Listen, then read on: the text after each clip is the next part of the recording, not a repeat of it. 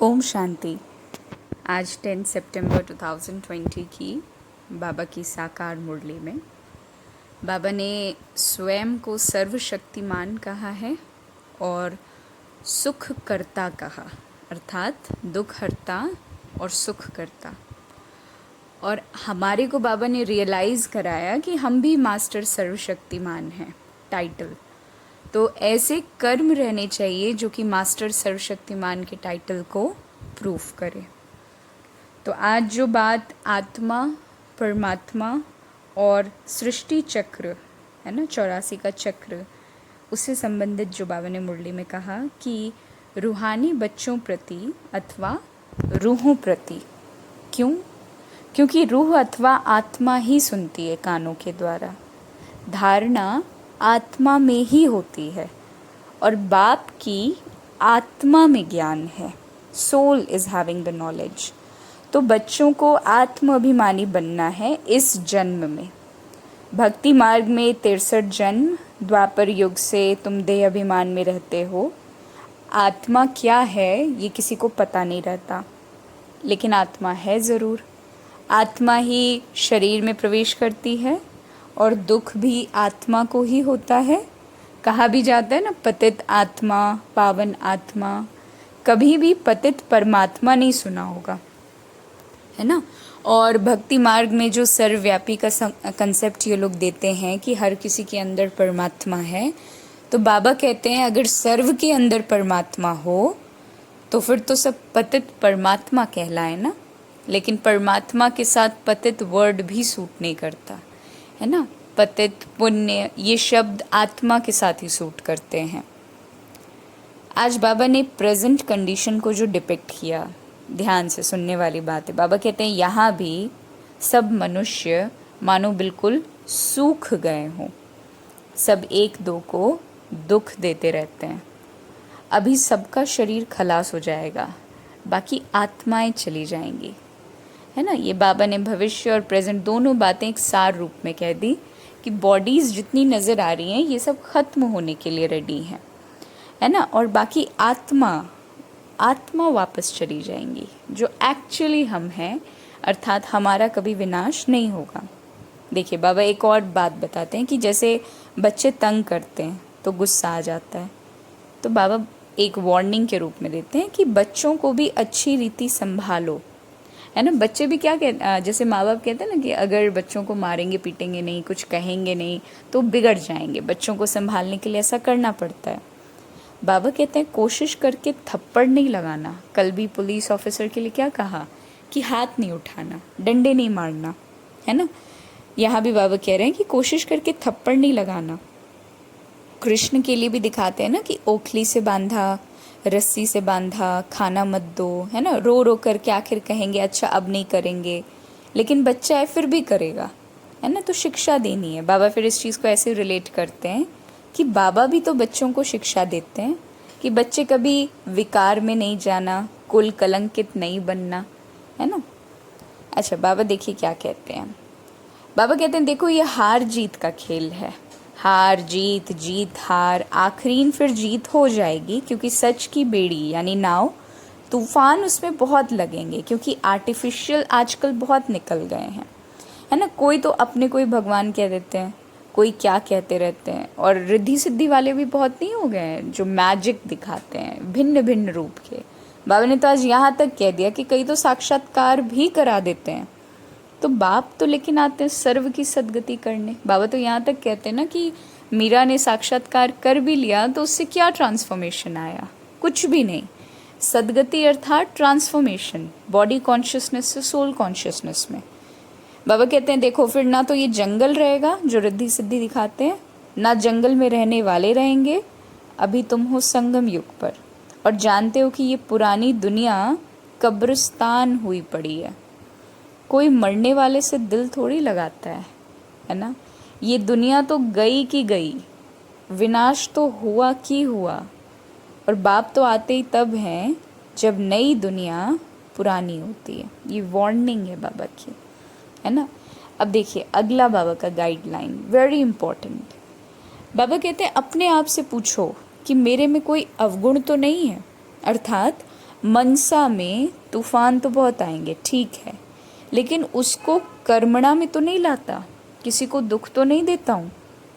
ये वार्निंग है बाबा की, है ना। देखो, याद में न रहने से माया का थप्पड़ तो लग जाता है। सबसे कड़ा थप्पड़ तो विकार का ही है ना। युद्ध के मैदान में तुम ब्राह्मण ही तो हो ना, बाबा याद दिला रहे हैं। युद्ध का मैदान अर्थात ट्रांसफॉर्मेशन के अभ्यास में ब्राह्मण ही तो हैं, है ना। बाकी स्ट्रेस को तो बाकी दुनिया नेचुरल मान बैठी, एंगर को नीड मान बैठी, है ना, काम विकार को स्वाभाविक मान बैठी। तो बाबा कह रहे हैं युद्ध के मैदान में तो तुम ही हो, तो चैलेंजेस भी तुम्हारे पास ही आएंगे, तो तूफान तो आएंगे, परंतु कोई विकर्म नहीं करना। विकर्म किया तो हार खा ली। ये देखिए, ये बाबा कह रहे हैं, है ना।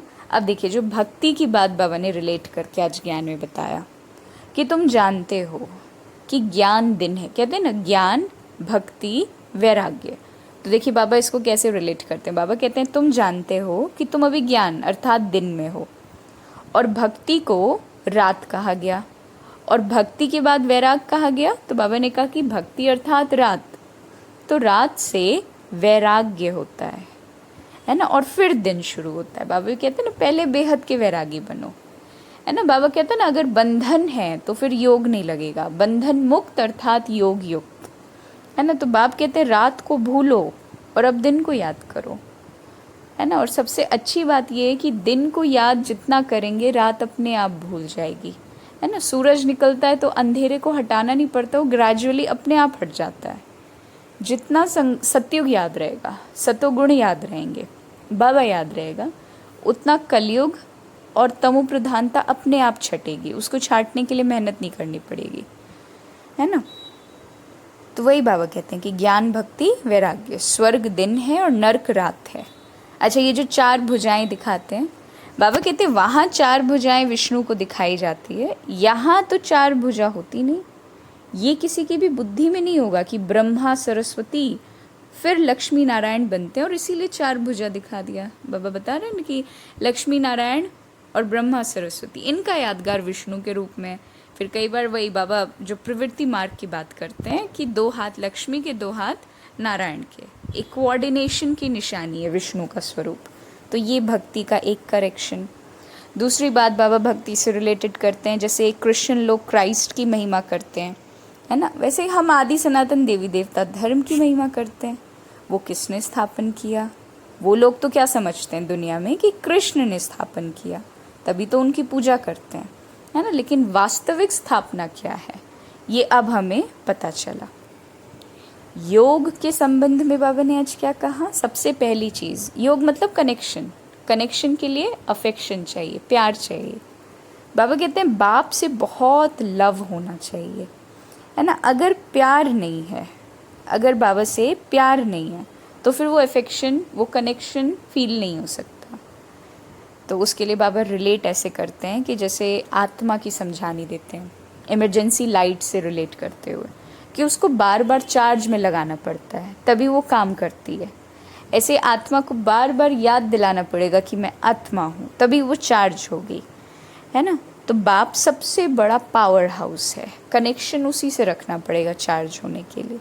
और आत्माएं कितनी ढेर है, और बाबा सबको पावर भर देता है, अथाह सर्वशक्तिमान है ना। बाबा कहते हैं बाप को भूल जाने से ही बैटरी डिस्चार्ज होती है, और इसीलिए हम सत्युग से आज कलयुग में आ पड़े, है ना। कोई का भी सच्चा कनेक्शन है ही नहीं। सच्चा कनेक्शन तो होता ही तुम बच्चों का है। बाप को याद करने बगैर जोत जगेगी कैसे? और ज्ञान भी सिर्फ एक ही बार बाबा देते हैं, और उससे फिर पूरा साइकिल मेंटेन रहता है। आधा साइकिल नर्क वाला रहता है उसमें भी, लेकिन बाबा कहता है बिल्कुल कलयुग के एंड में आकर के, तुम अपने जन्मों के एंड में आकर के दुख भोगते हो, है ना। तो still conditions were better, we can say. तो ये आज की मुरली का एक कह लीजिए जिस्ट है, जिसमें बाबा ने हमें एक और वैराग्य के लिए एक और अंडरस्टैंडिंग दी कि जैसे यहाँ दिव्य दृष्टि मिलती है तो बच्चे स्वर्ग में चले जाते हैं, है ना। वहाँ पर प्रिंस प्रिंसेस के पास जो मुरली जो मुरली बजाने वाली मुरली है ना, सत्युग की विशेषता बाबा बता रहे हैं कि वहाँ जो मुरली होती है वो सारी चीज़ें मानो हीरों की होगी, है ना, हीरे जवाहरात की होगी। यहाँ इस पुरानी दुनिया में तो किसी भी चीज़ में ताकत नहीं रही ना, सोना भी खानियों से अब निकलता ही नहीं, स्वर्ग में तो सोने के महल बनेंगे, है ना। अभी तो गवर्नमेंट क्या करती है, गवर्नमेंट तंग हो जाती है क्योंकि कर्जा देना पड़ता है ना, ये प्रेशियस चीज़ों के लिए। वहाँ तो अथाह धन है, दीवारों में भी हीरे जवाहरात के महल, ये जो जितने भी हीरे जवाहरात के, जैसे यहाँ पे नक्काशी पत्थरों से करते हैं, वहाँ हीरे जवाहरात से हुई रहेगी। हीरों की जड़त का शौक रहता है ना। वहाँ धन की कोई कमी नहीं है, कारून का खजाना है ना। बाबा कह रहे हैं जैसे प्रिंस प्रिंसेस के पास बजाने वाली जो बांसुरी होती है ना, बांस की नहीं होती, इसीलिए उसको मुरली, है ना, बजाने वाली, वो भी हीरे जवाहरात की होती है। बाबा कहते हैं यहाँ अगर ऐसी कोई चीज़ होगी तो क्या होगी, कॉन्ट्रास्ट बता रहे हैं बाबा, छुरा मार कर ले जाएंगे, वहाँ ये बातें नहीं होती। ये दुनिया बड़ी पुरानी गंदी है, इन लक्ष्मी नारायण की दुनिया तो वाह वाह थी, हीरों जवाहरातों के महल थे, अकेले तो नहीं होंगे ना, उसको कहा जाता है स्वर्ग। और तुम जानते हो कि बरोबर हम स्वर्ग के मालिक थे, है ना, हम ही ने वो सोमनाथ का मंदिर बनाया था, हीरे वाला, हीरे की शिवलिंग जिसमें थी। सोचो कोई शिवलिंग अगर बना रहे तो उनके पास खुद कितना होगा। बाबा वही बता रहे हैं कि क्या थे और क्या बन गए। तो आत्मा को बेशक अपने 84 जन्मों का ज्ञान नहीं है, लेकिन परमात्मा को है कि कितने हीरे जवाहरात थे, वो सब कहाँ चले गए। आहिस्ते आहिस्ते मानो सब खलास हो गए, मुसलमान ले गए, इतना तो लूट करके ले गए, है ना। फिर कब्रों में जा कर के लगाया, फिर उनसे भी वो ले लिया गया, ताजमहल आदि बनवा दिया, है ना। फिर ब्रिटिश गवर्नमेंट ने सारी चीज़ें खोद करके निकाल कर ले गए, अमीर बन गए। ड्रामा में कुछ ऐसी नोंद थी। तो वही बाबा याद दिला रहे हैं कि तुम अभी संगम युगी हो, संगम युग की विशेषता, और वो सब कलयुगी हैं। तुम जानते हो हम अपनी बादशाही फिर से स्थापन कर रहे हैं, बाप की याद और ज्ञान से। माया बीच में धोखा देती है, तो बाप कहते हैं धोखे से बचते रहना संगम युग पर, है ना। अच्छा, तो आज का वरदान जो हमें प्राप्त है वो है सच्चे ट्रस्टी माया जीत भव। होगा कैसे? प्रवृत्ति में रहते मेरेपन का त्याग करने से, है ना। मेरा है, कुछ मेरा यहाँ नहीं है, आत्मा है, हम सब एनर्जी है, शरीर लिया है, पार्ट बजा करके छोड़ना है सब कुछ, कुछ परमानेंट अपना नहीं है, ये दृष्टिकोण, तभी माया जीत। अर्थात नहीं तो माया तो क्या है, रावण है, एक हटाएंगे दूसरा आएगा, है ना। तो बाबा वही कह रहे हैं गृहस्थी में रहते भी अटैचमेंट नहीं रखना, मेरा मेरा नहीं करना, ट्रस्टी बन करके रहना। और स्लोगन है जहाँ अभिमान होता है केवल वहीं पर अपमान की फीलिंग होती है। ओम शांति।